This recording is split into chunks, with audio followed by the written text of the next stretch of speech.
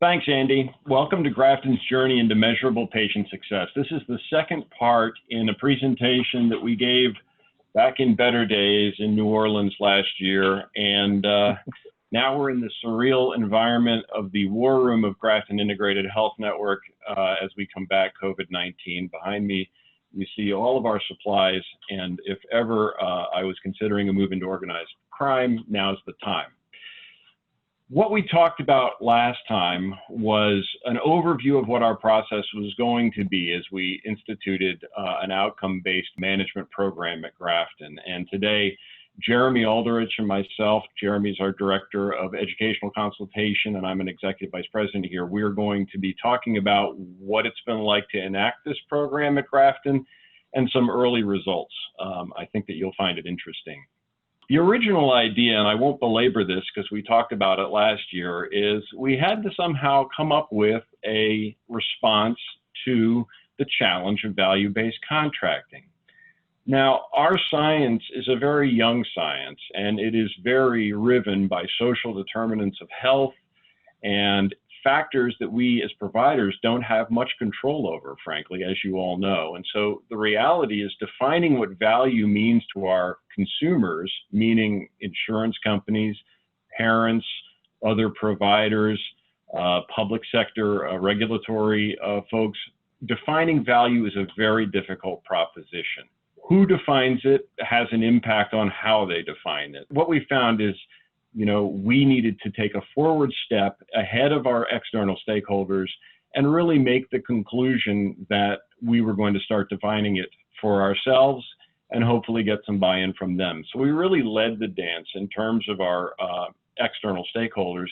And frankly, that's had a positive impact because they've really, I think, taken some interest in what we're doing and are buying into it as a way to determine true value. We want to be better and better all the time as a science. And so, we wanted to root this thing very clearly in evidence-based practices. And we wanted to focus on behaviors that matter to our key stakeholders. And frankly, and I'll talk more about this later, when you start talking about the behaviors that we're here to treat that matter to our key stakeholders, it's actually a fairly circumscribed list. So going on, they basically want efficiency. They want the most impact in the least amount of time, which is something that we fundamentally agree with because of the iatrogenic effects of the services we provide. Grafton is primarily a residential treatment provider.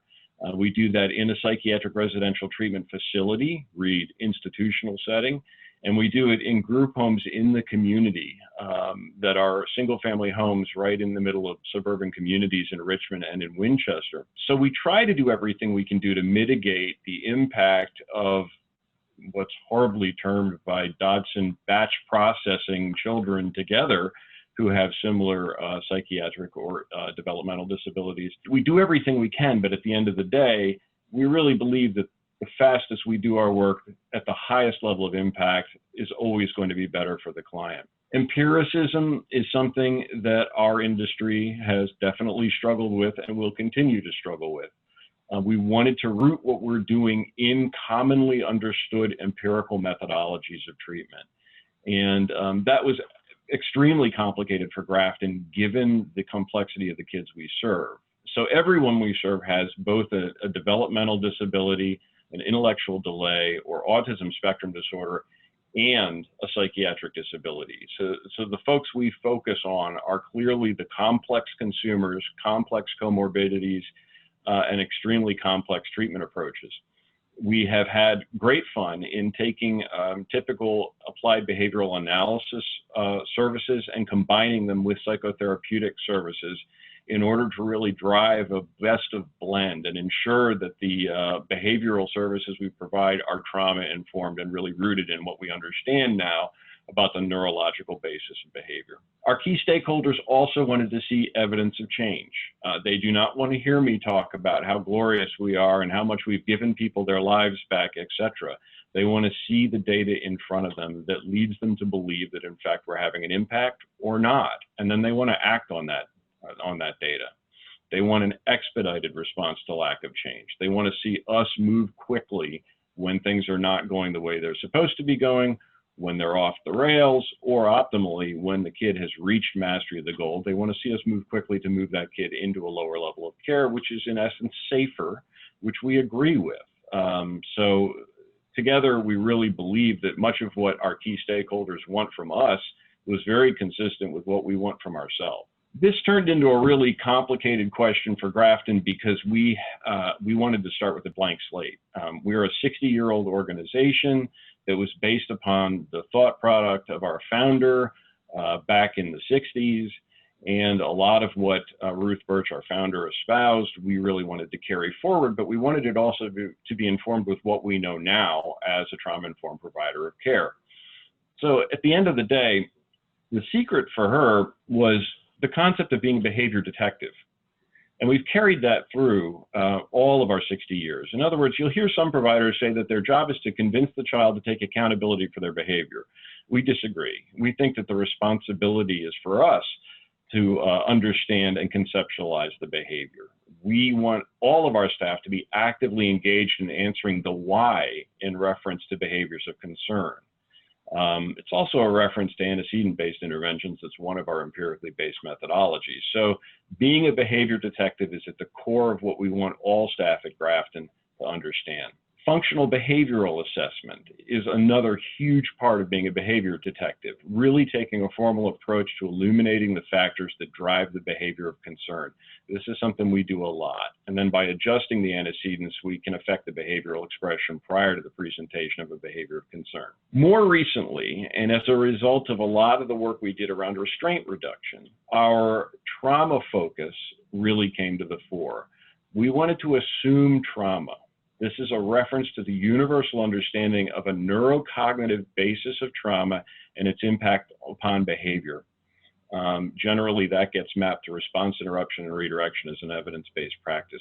But at the end of the day, we want to assume that every kid who has made it to this level of care, this high level of care, and in fact is being separated from their families, is in fact traumatized, most likely. If they weren't traumatized previously, and most, if not all of them were, they're traumatized by the separation from their family. So we really want to look at kids from the forgiving light of trauma has impacted their behavior. Be kind seems rather obvious, but I think if you look at the history of psychiatry and psychology, you would find that be kind is not always at the forefront of our thinking as a science. Numerous studies, such as those conducted by Scott Miller, who's one of my favorite psychologists, demonstrates that a primary factor in change is the perception of a relationship between the provider and the client as judged by the client.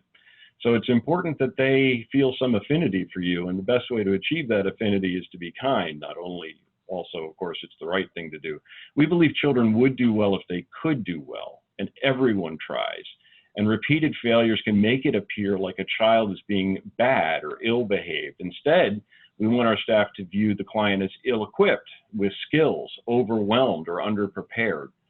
This mentality of kindness must extend between team members as well, which is an important component of what we believe. Teaching refers to our focus on modeling, prompting, and reinforcement. We started out as a school with a residential attached. We became a residential provider with schools as well. But at the end of the day, we really believe that our staff must view themselves as active teachers of new modes of behavior for the kids we serve. We want staff to be skill builders and guides, not enforcers and disciplinarians. And finally, using the community as your classroom. That refers to Grafton's desire to always try and use naturalistic intervention as opposed to synthetic or institutional types of care.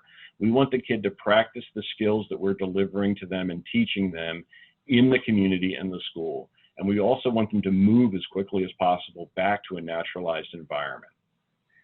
Again, we view institutional care as in itself more or less traumatic and challenging, and therefore it should be used with the highest impact in the shortest period of time. And finally, meet them at their best. Ruth's philosophy was you take a kid, you find out what the kid's interests are, you find out what they're good at, and every kid has a specific set of interests that they often are incredibly focused on. And it changes through time. But if you can find out what those interests and affinities are, and you find out what the kids are kind of naturally good at, you can leverage that to motivate behavior change over time. you can always go back to that touch point of what the kid really loves in order to reestablish that rapport. And that underlies the whole foundation of care. So that was our thought around, basically, in short, what Grafton believed. And we created a nice infographic, as you see here, that is literally everywhere throughout the facility. And in meetings, we can point to this infographic, or in the halls, we can point to this infographic when we see someone doing these activities or not doing them. So moving on, we had to figure out, now that we had our foundational construct together, we had to figure out what the behaviors were that prevent treatment at a lower level of care. In a rather pragmatic and horrible way, we had to come up with a list of what we think causes the kid to require the services we provide in a way that can be shown through data. And a lot of the social worker in me balks when I start inventorying problematic behaviors as targets of change, because we all understand that underlying those behaviors is a deeper core of need and a deeper skill deficit issue that you need to be addressing. But at the end of the day, what exactly are we supposed to be changing? And if they could change it anywhere else, Lord knows they would, because A, it's safer for the client, it avoids the batch processing and iatrogenic effect, and frankly, costs less. So we came up with this list of behaviors that we saw as the behaviors of concern that we needed to track. Physical aggression, self-injurious behavior, elopement, lack of safety awareness, disruption, property destruction, sexual acting out, threats of harm, and this one we're a little ashamed of, but it's the best we have right now, significant psychological impairment. So that one is supposed to be where everything falls that doesn't fit into the other 8. And really, what we find that most used for is psychosis, sequelae of schizophrenia for some of our clients, or significant Axis 1 psychological disabilities that you can clearly see, like OCD or hypomania or mania in the case of bipolar disorder. And we ask that the clinician call out what it is, which specific significant psychological impairment they want targeted. So that's where we started. After each one of these, when they're writing a treatment plan, the therapist needs to describe the topography of that behavior in the plan. So you can't just say physical aggression, Jeremy punches Scott occasionally. We need to say exactly what we believe the physical aggression looks like, when it happens most, in what context, etc. So when we are looking at those behaviors of concern, and the 9 of them, we always want to write a goal in terms of a reduction of the behavior of concern. And what you see here is a screenshot of our goal screen directly from Wellingen. We have made the decision to count frequencies of behaviors and tabulate them always in weekly counts. All the data is by weekly counts. And so what we would do here is we would say that the child is coming to us with some data, and every child comes to residential care with some data that demonstrates that there's a baseline frequency of that target behavior occurring 5 times a week, 10 times a week, 15 times a week, and we select that baseline. We then select a target. So if I was hitting 15 times when I got here, I would like to see me hitting 5 or less times a week after about 8 weeks of treatment. This is based upon the clinician's prerogative, so they write these goals based upon what they think is appropriate, and they are asked to really individualize them and revisit them frequently to ensure that they're trying to get as close as possible to a valid baseline number and a valid target number. So they write the goal. 15 when I came in, we want to get to 5. The mastery duration is how long do I want to maintain the frequency of 5 or less hits per week?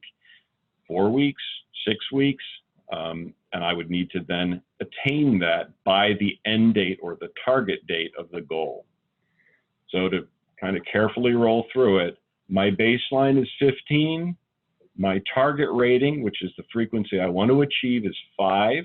I want to achieve it for a mastery duration of 4 weeks by August 30th. In that scenario, we now have a rubric, a way that we can understand and visualize data as we move towards attainment or not of the goal. Further, we take a minimum growth line, which is from the baseline of the behavior to the target rating of the behavior. It is simply a linear decline that we can map against. So if we have the last 2 of 3 weeks where the behavior frequency was above that minimum growth line at that time, then we would know that we probably should be pulling together an interagency meeting or a multidisciplinary treatment team meeting in order to really rethink how we're approaching that goal. So that seems a little convoluted. That's based upon Grafton's goal mastery process, which is patented and which we have been using for years. But we rooted it with Welligent into the treatment plan document itself so that everybody can see the data whenever they want. Further, we rooted it in the empirically based methodologies, which is our next slide. So with a complicated provider like Grafton, trying to ascertain what the evidence-based practices are is not easy. And most of us have clinicians who come in with special subspecializations in different evidence-based practices. But at the end of the day, we were extraordinarily pragmatic when we built this system. We really came to the conclusion that we just needed to come up with a list of the things that we use predominantly at Grafton. Is this a forever list for Grafton? No. If someone comes in with another competency, we could add it to this list. Is the list exhaustive? Probably not. But we used it to get off the mark, and we wanted to make it approachable for all staff, including paraprofessional staff, because we're a multidisciplinary treatment environment. So it's fine for me as a therapist to go to my office and think great thoughts and do wonderful magic on behalf of this child. But if that direct care staff doesn't understand on a basic level what it is I'm doing, they're not able to model it, prompt it, or encourage it in the milieu, which is where I want the kid to practice. So this has been an extremely work-intensive part of this program, in that we've taken each one of these 20-some-odd evidence-based practices, and we've produced very short video blogs on each for our direct care staff. We're releasing one a month. So the idea is we want to introduce our staff members of all kinds, nurses, teachers, instructional assistants, direct care professionals. We want to introduce them to the basics of what these things mean and invite them then to seek out further training from us if they would like to learn more about these. So we've done functional behavioral assessment, we have done cognitive behavioral therapy, we've done structural family therapy, which was a lot of fun. And what we do is we get staff members from Grafton to participate in the building of these training videos so that it's extremely approachable for staff. It's extremely, we're trying to make it as fun as possible for staff. So there's a lot of tongue-in-cheek going on in these videos, but the idea is to keep them focused and keep them interested in the evidence base that we use here at Grafton. And so those are going out once a month, and it has been a lot of fun to do, but it is a pile of work, I can assure you. So nested under each one of those evidence-based practices is intervention objectives.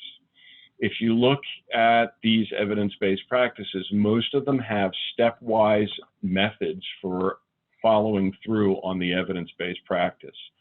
So we call them intervention objectives at Grafton, the steps you would take in order to pursue an evidence-based practice with a child.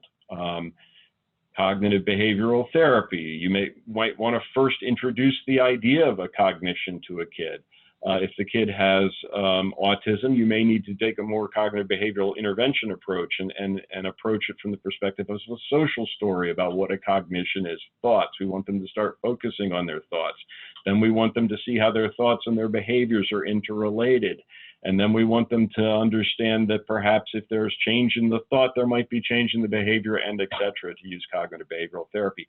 Even the behavioral evidence-based practices that we do are stepwise. Functional behavior assessment is very stepwise.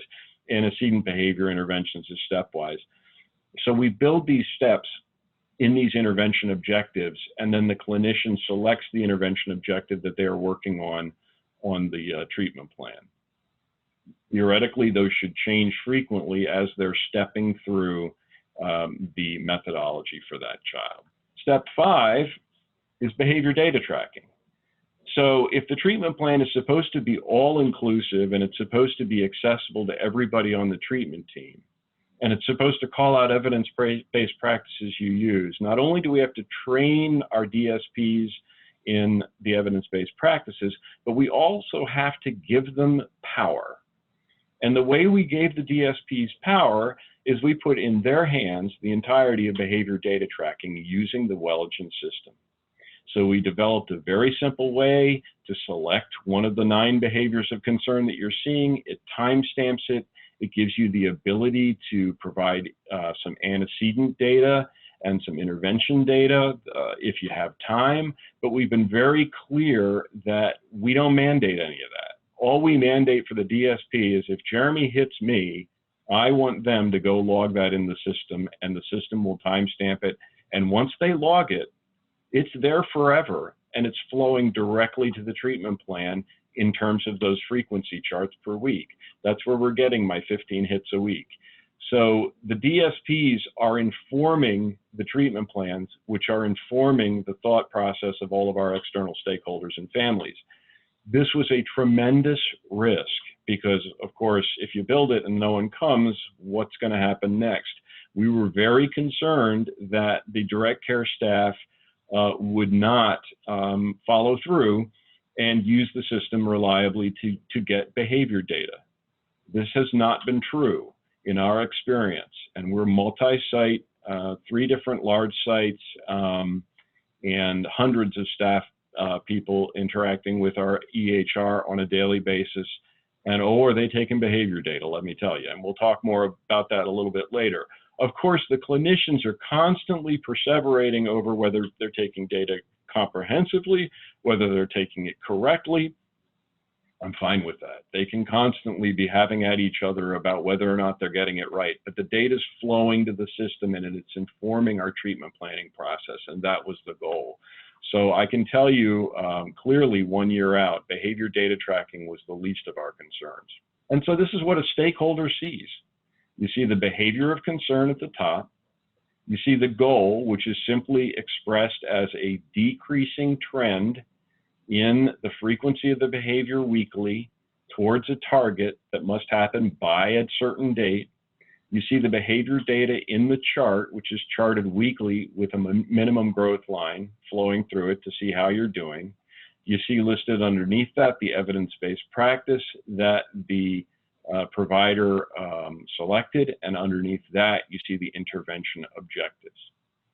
So this is every treatment plan at Grafton, and the other thing I was worried about was if you talk to 5 different people in the Department of Behavioral Health Services in any given state, you've talked to exactly 5 people in behavioral health services in any given state in terms of treatment planning. Everybody has an idea of what they think the difference between a goal and an objective is, and they all talk very articulately about it, but they don't agree. So my concern was the regulators would say, we don't like your plan. It's not clear enough. It's not, the intervention objectives. I'm not sure what that means. You squish those 2 words together. They're 2 different things. In reality, what happened was our regulator said, I love this. It's all very clear. Nobody can argue with it, but I want you to list all the other stuff you do in this other section of the treatment plan around activities of daily living and all the squishy stuff that you do that you might not call out in a goal, like avoidance of power struggles or using a picture schedule for certain activities, etc. And so when we began to fill that field out on the treatment plan, the regulators were happy as could be. So at the end of the day, we did not get the pushback from regulatory organizations that we were expecting. And we are primarily a Medicaid organization, given the level of care we provide. So that was a large concern. And then I'm going to pass it over to Jeremy, who can talk about the more rigorous scientific aspect of this around our standardized assessments. In addition to the behavioral tracking that we had taken on with Welligent, even prior to the implementation, we of course wanted to measure progress and other methods. So we implemented a series of assessments. We vetted it through all of our clinical administrators. talking to them about the needs of their various subgroups of their clients in terms of developmental skill building, skill acquisition, the decrease of any maladaptive behaviors, and also to include any inventories or assessments from any of our other disciplines. So what you see before you are two of the spectrums of implementation, one being at the top from our group home model. So from pre-admissions, where we'd want to gather the aces and the cans from stakeholders externally, through our admissions quarterly, 6 months, annual, or discharge, to look at benchmarking their progress on these standardized assessments to see, in other terms, in comparison to their peers, how are we doing in terms of treatment and education of our clients. And at the arrow at the bottom, what you'll see is at our PRT, then at that residential setting for our clients. A bit of variance in a few of the assessments, but again, that's through the guidance of our clinical administrators.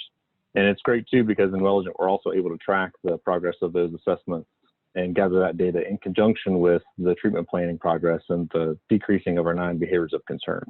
So what we found is that the results are certainly congruent with what we found with our individuals. So globally, if you look at the 4 quadrants through the first and second administrations of the DP3, we can see that we've got developmental gains. So with that blue being our first administration and then our second being the green, the N for that particular group is 235, I believe. Likewise, the decreasing of our behaviors of concern, we can see that with BPI on the upper right corner of your screen through 3 administrations, consistently decreasing observable behaviors to that assessment. And then in regards to skill acquisition with the ABLES at the bottom, we were certainly encouraged by the gains, even upwards of 80% growth from prior assessment.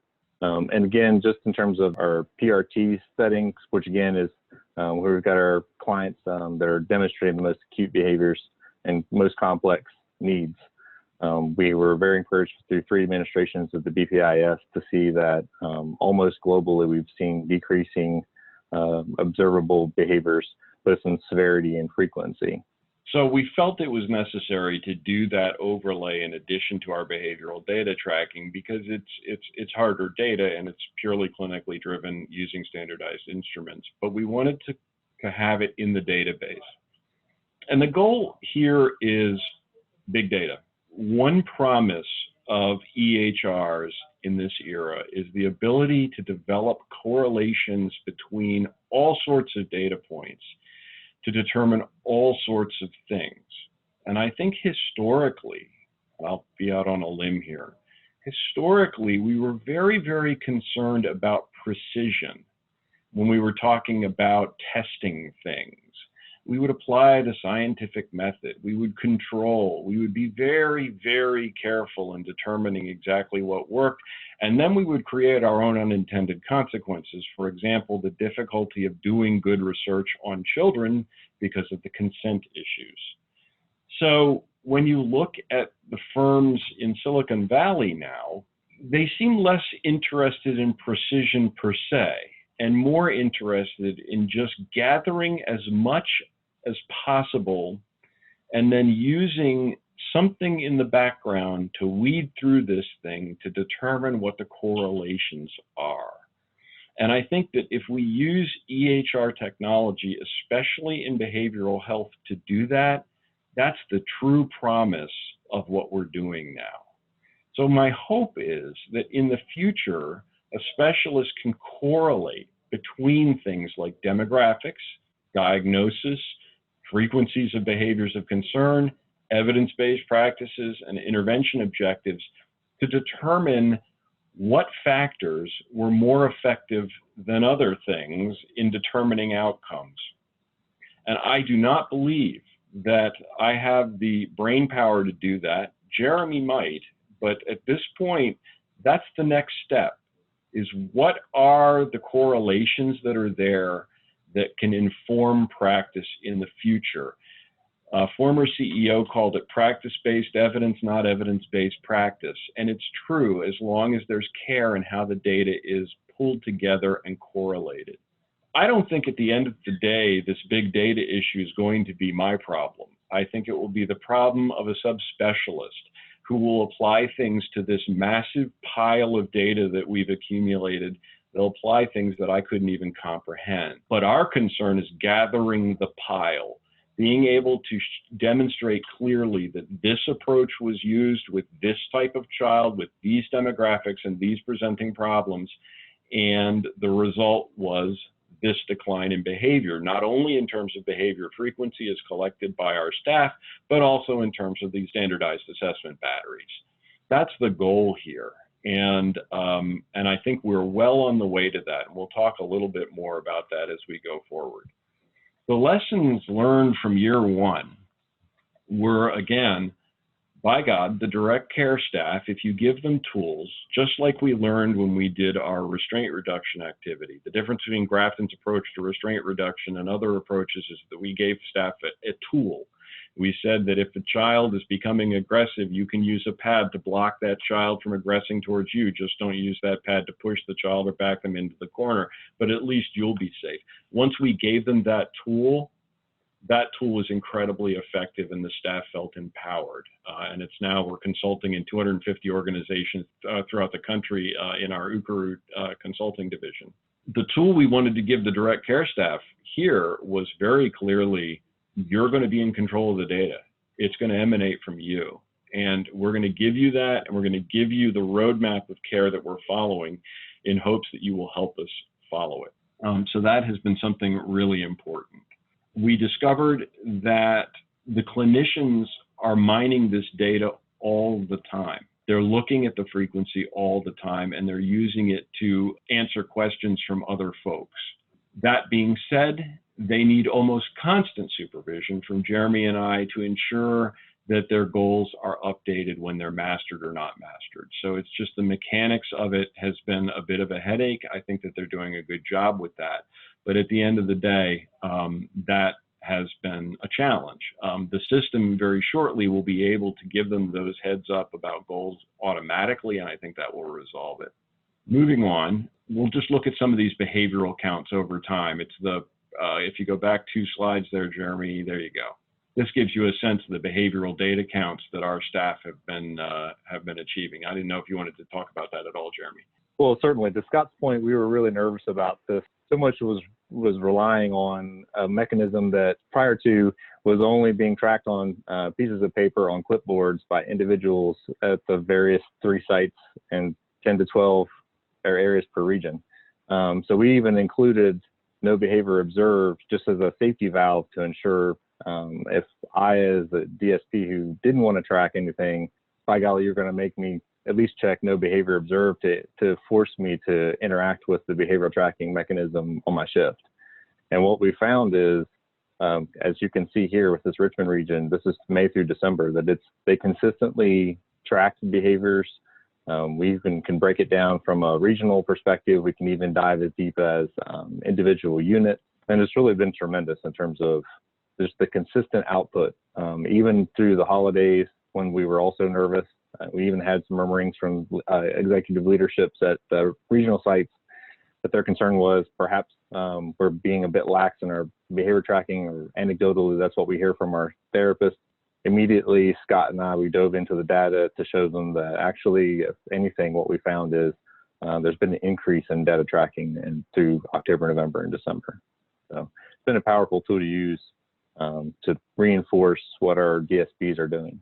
And then we have a slide of the treatment plan audits that we're doing here. So there is a Welligent report that mirrors this now, but Jeremy, you can talk them through this a little bit. Absolutely. So Scott and I wanted to be sure that our therapists were continuing to modify the goals. It couldn't be good enough that we would have good behavior data tracking from the individual DSPs that would then inform if we're reaching our goals. If I, as a therapist, then don't close out an existing goal, which my client has mastered, and then increase my expectation, behavioral expectations of how the client's doing. So if we've mastered a goal of hitting 10 or less times in a week, I needed to have my eyes on the treatment plan and on the progress of that goal and thereby close out the goal if we've met mastery, and then decrease it to something a bit more rigorous, say 5 or 3 times per week. Because we know that by shaping those behaviors, then we're able thereby to expedite the return of our clients to lesser levels of care.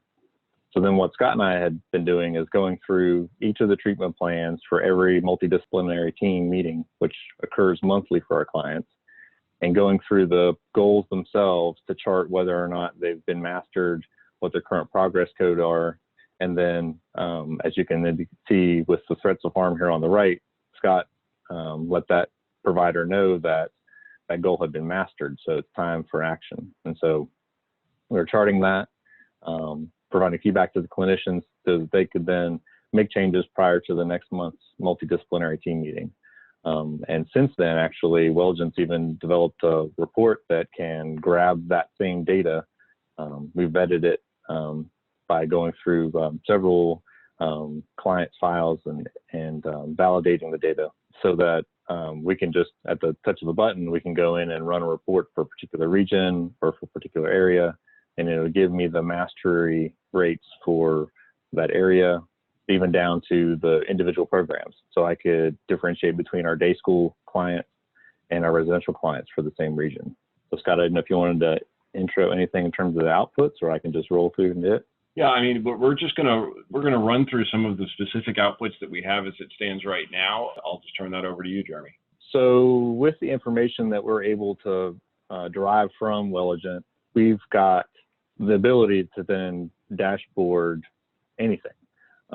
We ran a first quarter board report just demonstrating the capabilities that we have in terms of our data. As Scott mentioned earlier, we're really just scratching the surface in terms of all the data that we do collect.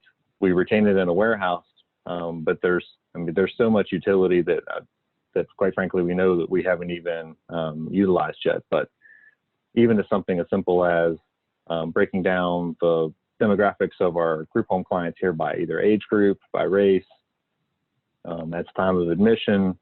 And these are all things that we use to both analyze business, market trends, but then also in terms of reporting for regulatory bodies, because frequently we'll have surveys or inventories, and we're able to satisfy that through these dashboards that we can retrieve from our warehouse to the data that Wellagent's providing. Whereas historically what we'd have a couple staff from our QA department diving through records, sifting through Excel documents that are in shared drives that are repositories of bygone data that isn't even current anymore. So at this point we have immediate access to accurate data, and then we can use it for a variety of reasons. As I mentioned earlier about the goal master reporting, through the same first quarter report, we went ahead and analyzed our goal mastery rates. And historically, when in prior iterations of the process, we were hovering around 80% of all goals were either mastering or were on progress for mastery. And that's been in the last decade or so. But what we're seeing now is this is no longer as open to speculation, because as Scott mentioned earlier, the progress code is being derived from actual observable behavioral outputs that the DSPs are providing on a weekly basis. And again, interestingly enough, we're still right around the 80% for the same mark, maybe slightly under that, but not by much. And again, we can drill down from these regional reports to particular areas where we feel as though either maybe we don't have realistic expectations for a particular client or their goals, or we can just ask more meaningful questions about the data versus anything anecdotal that historically would have happened around an MPP table. Folks throughout the region can look at the data and ask good questions. And then finally, we were able to derive meaningful information from the same warehouse process on an individual basis. This is a dashboard that we put together for an individual who had come to us as a high-profile case. As you can see from her referring behaviors, she was a very complex in terms of the demonstration of need that she had. And as we looked at her trending behavior from November through March, we saw that we had a general decrease in our observable behaviors. The interesting comparison is that we then also see an increase in her family engagement activities. So we made a careful decision about documenting non-billable family engagement activities because we anecdotally know that if we have a family who's more engaged, we have better outcomes for our clients. What we've seen certainly here with this young lady is that that's exactly what happened. Is we saw increases in her family engagement, and then during the same months, we saw decreases of their observable behaviors 3 to 4 months into her care. As I mentioned earlier, we have a warehouse that we use the data from Welligent, and this is really only the first 4 rows of, I believe, is 65 rows of reports that we've run and created from the data from Welligent, in addition to all the reports that Welligent currently has on deck. They have thousands of reports in their repository that you can use for your own as an organization. And then what we've done is, because we had the warehouse prior to Welligent, we've made the decision to go ahead and just continue to import that data. We're constantly engaged with support from Welligent in terms of what they're currently able to provide. Also, they're asking questions about what we use, but things as simple as you can imagine, looking for what assessments are due. If you've got markers such as a DP3 needs to be administered to a client every 6 months of their care, as you can imagine, when you have an organization of this size, tracking that could potentially be a monolith of a task. With this, it's very easy. We go ahead and run the DP3 last administered.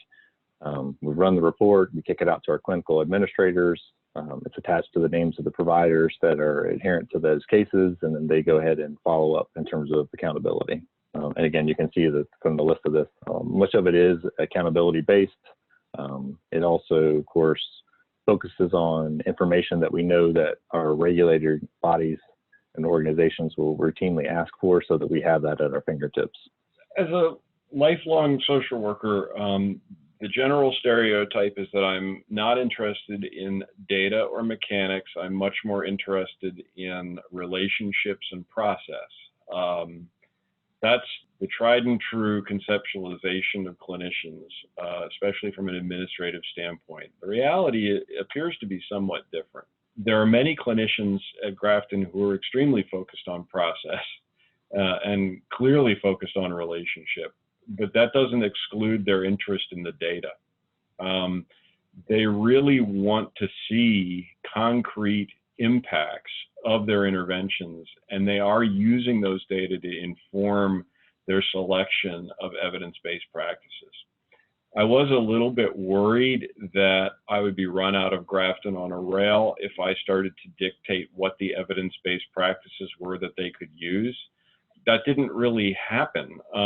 What was interesting is I think it helped them conceptualize how they were going to approach a kid by being kind of forced to think about it in this way. What am I going to do first? What am I going to do second? What am I going to do third?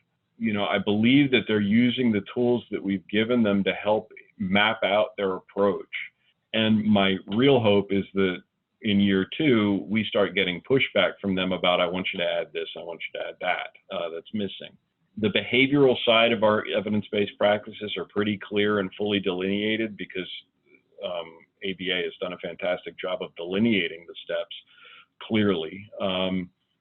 On the other side, on the psychotherapeutic side, you know, I want to see some pushback about some things that we could add to this list. But at this point, they really have gravitated toward that. The other thing is this concept of big data mining is not easy. So moving on to the next slide, we have a corporate key performance indicator that says by June 30th, we will develop reporting models in the data warehouse that illustrate the integration of all software databases. And can we use assessment data or behavior data or goal mastery data to predict anything regarding the cost of care?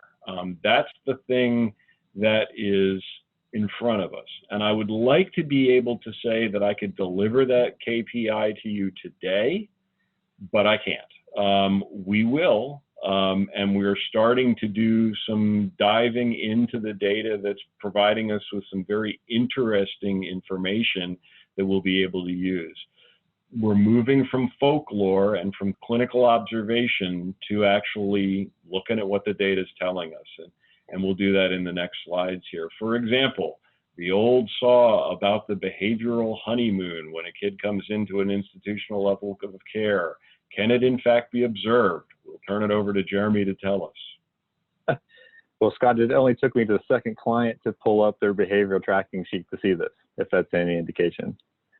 I mean, we'd always heard from our clinicians back in the bygone eras of when goal mastery was in Excel documents, and we were trying to come up with what your baseline data was. We had all of these complicated rules because, quite frankly, our therapist would tell us, well, Jeremy, this child hasn't shown anything and they've been here 3 weeks. And we'd say, oh, it's hogwash. Go ahead and just manufacture this baseline data, from thin air.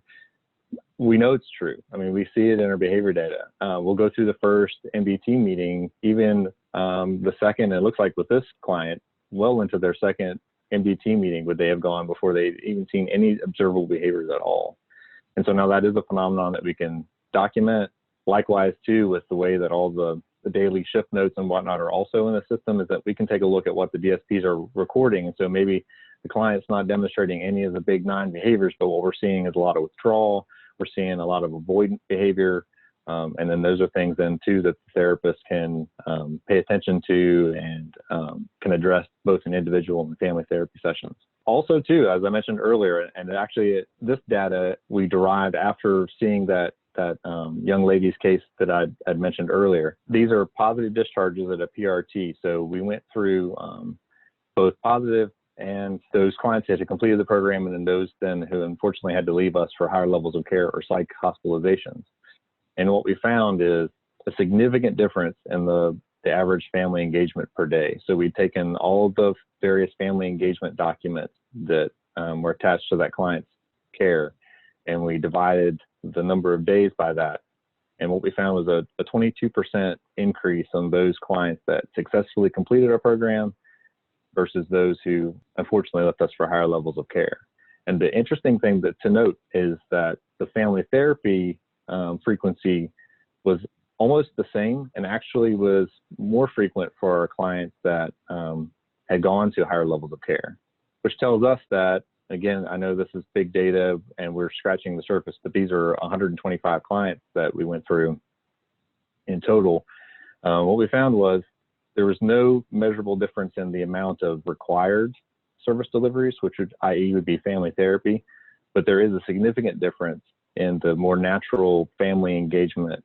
So the spontaneous phone calls from mom or dad or from brother or from aunt or uncle, or stop-in day visits, things that we don't require at our PRT, whereas with our, of course, being a Medicaid facility, we have regimented deliveries of family therapy that aren't demonstrating very different results in terms of correlation. This was, imagine in your provider organization, basically, as most administrators, I threw a mild tantrum one day because of a hospitalization of a child. Because of course, all administrators believe that kids should be able to be served adequately and completely in the levels of care that we offer, and any step up is probably a problem. So I had that, and I asked the clinical administrator to dig into her understanding of what was going on, to tell me what the mitigating factors were for hospitalization. And she came back to me and she said, I don't have any data to prove it, but anecdotally, what I would tell you is that it's not the children who do not have designated family guardians, i.e. wards of the state, that are more likely to go into the hospital. And it certainly isn't those kids who have involved families. It's the kids who have designated family guardians who are not participating that go into the hospital because they feel hopeless. And that question, I think, is answered and borne out in this data. That's pretty incontrovertible now. So these kids all received the same level of family therapy, but the ones who went into the hospital received less family engagement, naturalistic experiences with their families for any variety of reasons, mostly I think because the families were not available or making themselves available to participate in those activities. So that's real data, and that's very useful data, and ultimately, frankly, not to sound too administrative, drives a discussion of cost. I thought it was fascinating. Equally as fascinating is the potential impact for COVID-19 quarantine procedures. That came up in conversations organization-wide. And so If you're looking at this table, of course, we know that mid-March is whenever things really started to change in terms of how we could operate. And what we found with this particular one, a pretty dramatic decrease in sexually acting out behaviors and self-injurious behaviors. But take a look at your column of physical aggression from February into March and April, noting that there was no dramatic difference in the census at this site. This is our PRT, but of course, the differences that they experienced were we were no longer going off site. We were no longer allowing folks to come onto our site. And we still had school on site. We still had the daily routine, but that limitation offered us a pretty significant difference in that rate of physical aggression. Scott, I didn't know if you want anything to add to that one. Or?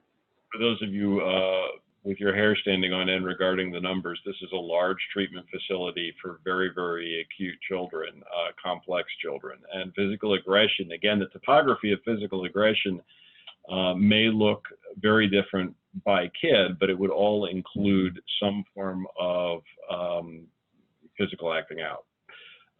It might not be a punch, it may not be a kick, it may be a push, but you know, just those raw numbers show clearly the impact of being stuck in the facility. And of course, like most facilities, we had to shut down visitation with family, we had to shut down off-ground activities, and so everybody got cloistered really, really fast. And as a side note too, you know, we mentioned earlier about how we've seen the old tale of the honeymoon being borne out in data. Take a look at November into December in terms of the behaviors that you see at your site through the holidays, when you have folks staying with you in your care through a time whenever they're missing either the presence of a family or their ability to see family members. Pretty dramatic increase there as well. It pales into comparison to what we see with the COVID-19 through March and April, but December's numbers definitely spiked. And the next one then is, how does that manifest in our group homes? So this is our Winchester region, which serves even more clients. And as it bore out in our group homes, what we saw, of course, was a pretty dramatic decrease in elopement. The alarming thing for us is take a look at our column of self-injurious behaviors, where we doubled from February into April. So a different manifestation of behavioral outcomes that we see. And again, these are our clients that are being served in group homes in our communities that, again, have to follow the same quarantine procedures. So at the end of the day, you know, what do we have here? We have a giant data gathering system that has rules that is propagating these graphs and these reports. We're able to get a much better handle on where hotspots are in the organization as they change over time. We're able to show at a micro level the direct impact of evidence-based practices on children. You know, everything is very much transparent now. I don't think that we could be accused of not being transparent. All that data is very real data taken by our direct care staff on the floors and flows right into the hands of the insurer, the parent, the regulator, etc. That being said, it is as pragmatic as the day is long. For example, the clinicians set their own goalposts here. The clinicians are basically writing their own goals and setting the baseline data based upon their read on reports of kids when the kids are coming in, and setting targets that may vary wildly between clinicians. So you'll have one clinician who sets incredibly aggressive goals for a decrease in symptomology, and another one who likes to hedge their bets. So the question becomes, can we use the data that we're driving now to develop some rules for good goal writing? I do believe that ultimately we'll be able to put some boundaries around how goals are written and expectations for targets for kids coming in. But at this point, the clinicians are writing all their own goals and setting their own goalposts for success. The other issue is, you know, we give everyone the pieces of the puzzle for implementation of evidence-based practices. So they have the intervention objective steps. You would expect that they would be changing those as they move through the treatment plan. As with, you know, all of our experience working with folks with a lot of paperwork responsibility, sometimes those things don't get changed as frequently as we would want. We are able, though, to zone into that. We have reports now that are informing the clinical administrators of the sites when they're seeing folks not move those intervention objectives, and that's something we're addressing head on. We're also forcing the clinicians to select the intervention objective they're working on when they write every therapeutic progress note. So that kind of rubs their nose in what the intervention objectives are that are still active on the treatment plan, and hopefully will encourage them to change them more frequently. And then the other issue is this constant having to follow behind to ensure that the treatment goals are updated as they're mastered or not mastered. That's been very work intensive, but frankly, it's something that I think can be automated, and we're working very closely with Wellgen right now to automate it. I think we're very close to that happening.